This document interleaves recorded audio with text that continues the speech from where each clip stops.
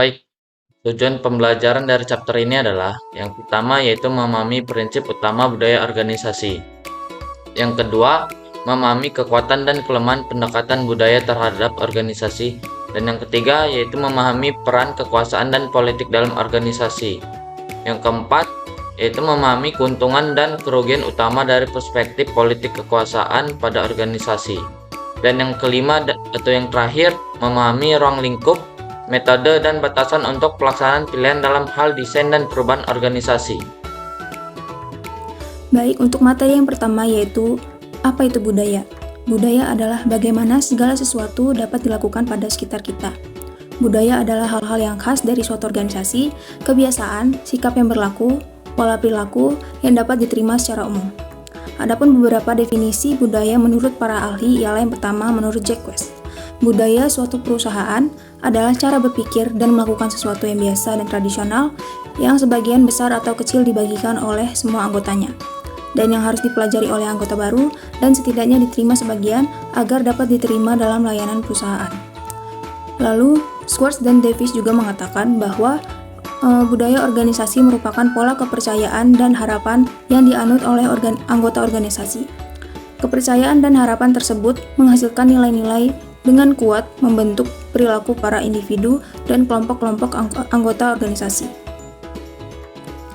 Selanjutnya yaitu mengapa budaya itu penting. Budaya merupakan kebiasaan yang dianut perusahaan yang dapat membentuk perilaku seperti kita dapat memiliki budaya yang ramah ataupun agresif di suatu organisasi. Kita juga dapat memiliki budaya yang dimana anggotanya lebih proaktif atau pasif mengenai sesuatu. Lalu bisa jadi mereka juga orang yang concern atau khawatir terhadap sesuatu, atau justru mereka orang yang tidak mudah terganggu oleh sesuatu. Lalu selanjutnya orang-orang yang lebih nyaman terhadap kerja sama tim atau justru lebih nyaman dalam mengerjakan pekerjaannya sendiri. Lalu yang terakhir ada anggota yang patuh mengikuti aturan ataupun melanggar aturan. Jadi perilaku-perilaku di atas dapat dipengaruhi oleh budaya yang kita anut pada suatu perusahaan, sehingga penting bagi kita untuk memilih perusahaan mana yang memiliki budaya yang baik agar tercipta pula perilaku-perilaku yang baik. Selanjutnya yaitu ada implikasi budaya. Yang pertama yaitu budaya tidak dibentuk dari motivator ekstrinsik atau intrinsik, tapi nilai, kepercayaan, dan asumsi. Yang kedua yaitu budaya mengarah pada tindakan, tetapi hanya jika budaya tersebut kuat dan tidak tertantang. Lalu yang terakhir, jika nilai, kepercayaan, dan sikap dapat dipelajari, maka semua hal itu juga dapat diubah. Berikut ini ada 4 tipe budaya menurut Handy. Yang pertama yaitu power atau kekuatan. Tipe budaya ini dapat ditemukan di perusahaan-perusahaan usaha kecil ataupun perusahaan yang dibangun oleh keluarga. Yang kedua yaitu role. Tipe budaya ini dapat ditemukan pada birokrasi yang menekankan pada kepatuhan terhadap peraturan dan prosedur. Yang ketiga yaitu task. Tipe budaya ini menekankan pada penyelesaian pekerjaan atau proyek. Tipe budaya ini dapat ditemukan dalam organisasi yang membutuhkan kerjasama tim, fleksibilitas, dan kecepatan, seperti perusahaan marketing. Yang keempat yaitu ada person. Individu menjadi fokus utama. Materi selanjutnya yaitu mengubah budaya organisasi. Perubahan budaya organisasi memerlukan pemahaman mendalam tentang budaya yang ada. Langkah pertama adalah mendiagnosis nilai, keyakinan, dan asumsi yang mempengaruhi perilaku di dalam organisasi. Selanjutnya, nilai dan perilaku baru harus diselaraskan dengan tujuan strategi organisasi agar perubahan dapat mendukung pencapaian visi jangka panjang. Penting juga untuk melibatkan karyawan melalui komunikasi yang efektif dan partisipasi dalam proses pembaruan. Pemimpin organisasi berperan penting sebagai teladan dalam mengadopsi budaya baru dan memastikan bahwa tindakan mereka sesuai dengan nilai-nilai yang ingin diterapkan. Materi selanjutnya akan disampaikan oleh rekan saya. Selanjutnya, saya akan melanjutkan pembahasan mengenai perubahan budaya organisasi, mengenai beberapa reservasi atau keraguan.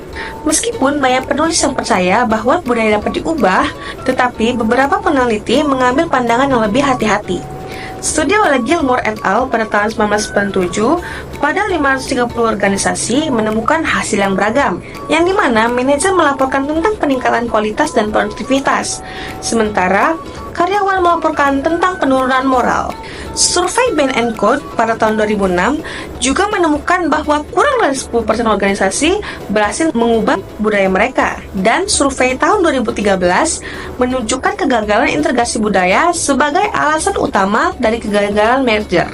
Sehingga dari hal tersebut, pada penelitian Andrew Brown tahun 1998 memperingatkan bahwa organisasi harus yakin dengan masalah yang benar-benar disebabkan oleh budaya yang ada, bukan struktur organisasi yang tidak tepat. Dia juga menunjukkan bahwa manajer senior mungkin menggunakan isu budaya untuk mengalihkan kesalahan atas kinerja yang buruk. Selanjutnya, pada penelitian Edgar Schein tahun 1985 menekankan pentingnya memahami budaya yang ada sebelum mengubahnya. Menurutnya, hal ini dapat dicapai dengan menganalisis proses rekrutmen dan induksi untuk karyawan baru, menganalisis respon terhadap insiden kritis dalam sejarah organisasi, menganalisis keyakinan, nilai, dan asumsi dari promotor budaya organisasi, serta yang terakhir, mendiskusikan temuan dengan staf organisasi. Menurut Schein, pengembangan budaya organisasi diperlakukan sebagai proses pembelajaran yang adaptif dan nyata. Pendekatannya tersebut menitik beratkan pada bagaimana organisasi menyampaikan budayanya pada karyawan baru. Schein juga menjelaskan bagaimana asumsi yang diubah itu menjadi nilai-nilai yang kemudian mempengaruhi perilaku, sehingga ia berusaha memahami cara-cara yang digunakan untuk menyebar budaya organisasi serta bagaimana nilai dan perilaku baru dipelajari. Nah, sehingga setelah mekanisme ini dipahami, Schein menyatakan bahwa mekanisme tersebut dapat dijadikan sebagai dasar dalam merencanakan strategi untuk mengubah budaya organisasi. Sementara itu, Schwartz dan David pada tahun 1981 mengambil sikap yang berbeda terhadap budaya. Mereka menyarankan bahwa ketika sebuah organisasi mempertimbangkan bentuk perubahan apapun, organisasi tersebut harus membandingkan signifikansi strategis, yaitu pentingnya perubahan bagi masa depan organisasi, dengan penolakan budaya yang akan dihadapi saat mencoba melakukan perubahan tertentu. Mereka menyebutnya pendekatan risiko budaya yang memberi organisasi 4 opsi, yaitu yang pertama, mengabaikan budaya, yang kedua, mengelola di sekitar budaya, yang ketiga, mengubah budaya agar sesuai dengan strateginya, dan yang terakhir, mengubah strategi atau sesuai dengan budayanya. Nah, walaupun metode Schwartz dan David ini sangat mengandalkan penilaian dari pihak manajemen, mereka berpendapat bahwa metode ini merupakan pendekatan sistematis untuk mengidentifikasi dampak potensial perubahan strategis terhadap budaya organisasi, serta bagaimana budaya organisasi dapat mempengaruhi perubahan strategis di tahap awal. Selanjutnya, pada penelitian Brown tahun 1995 menyoroti tentang tantangan emosional dalam perubahan budaya. Ia mengatakan bahwa sebagian besar karyawan dalam suatu organisasi memiliki kepentingan emosional yang tinggi terhadap budaya saat ini. Orang-orang yang telah mendalami tradisi dan nilai-nilai organisasi serta filosofi hidupnya mungkin terperangkap dalam asumsi budaya organisasi yang akan mengalami ketidakpastian, kecemasan, dan rasa sakit yang cukup besar dalam proses perubahan. Sekalipun ada keuntungan pribadi yang bisa diperoleh dari mengubah kebiasaan seumur hidup, kemungkinan hal besar itu hanya akan dilihat sebagai potensi atau teoritis saja dibandingkan dengan kepastian dari kerugiannya. Demikian pemaparan materi yang dapat saya sampaikan. Selanjutnya akan dilanjutkan oleh rekan saya. Terima kasih. Selanjutnya, mengubah budaya organisasi, konflik dan pilihan. Konflik dalam organisasi sering muncul ketika perubahan budaya yang diusulkan bertentangan dengan norma-norma yang telah ada sebelumnya. Budaya yang sudah berakar kuat bisa membuat karyawan merasa tidak nyaman dengan perubahan yang dipaksakan. Pilihan dalam menghadapi konflik ini melibatkan keseimbangan antara elemen budaya lama dan yang baru. Tujuannya adalah untuk mempertahankan kesinambungan operasional sambil tetap mendorong inovasi yang dapat membantu organisasi menghadapi tantangan masa depan. Selanjutnya, perspektif politik kekuasaan yang akan disampaikan oleh rekan saya. Baik, materi selanjutnya akan kita bahas yaitu perilaku politik dalam suatu organisasi. Kekuasaan dan politik adalah bagian integral dari kehidupan organisasi yang mempengaruhi proses pengambilan keputusan. Dalam organisasi, perilaku politik itu melibatkan berbagai tindakan, misalnya saja seperti aliansi adalah kelompok atau koalisi yang dibentuk untuk memperkuat posisi dalam organisasi dengan menggabungkan sumber daya dan kekuatan dari masing-masing pihak. Tujuannya adalah untuk mencapai hasil yang lebih signifikan daripada yang dapat dicapai secara individu. Lalu ada negosiasi, adalah proses tawar-menawar yang dilakukan untuk mencapai kesepakatan atau hasil yang diinginkan, seringkali melibatkan kompromi antara pihak-pihak yang terlibat. Lalu ada lobby, merujuk pada usaha untuk mempengaruhi keputusan atau kebijakan dengan menggalang dukungan dari pihak yang berpengaruh, seringkali melalui interaksi langsung dan penyampaian informasi. Tindakan-tindakan ini dilakukan untuk mencapai kepentingan pribadi ataupun kelompok. Melalui perilaku ini, individu ataupun kelompok berusaha untuk mempengaruhi keputusan demi keuntungan mereka sendiri, yang tidak selalu selaras dengan kepentingan organisasi secara keseluruhan. Selanjutnya, ada kekuasaan dan politik. Kekuasaan dalam organisasi dapat diartikan sebagai kemampuan untuk mempengaruhi atau mengendalikan keputusan, baik melalui posisi formal maupun sumber daya yang dimiliki. Sementara itu, politik dalam organisasi mengacu pada kekuasaan untuk mencapai tujuan pribadi atau organisasi melalui pengaruh dan taktik. Kekuasaan dan politik saling berkaitan erat dan merupakan bagian integral dari proses dan hasil organisasi, terutama dalam situasi di mana adanya perbedaan, kepentingan, ataupun konflik yang perlu diselesaikan. Selanjutnya ada kekuasaan politik dan legitimasi. Legitimasi dalam organisasi merujuk pada hak untuk menggunakan kekuasaan secara sah.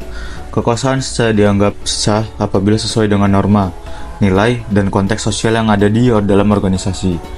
Penggunaan kekuasaan yang sah membantu memperkuat otoritas dan mendukung keberlangsungan organisasi.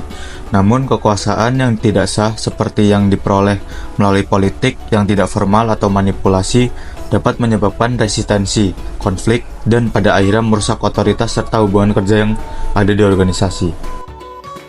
Assalamualaikum warahmatullahi wabarakatuh.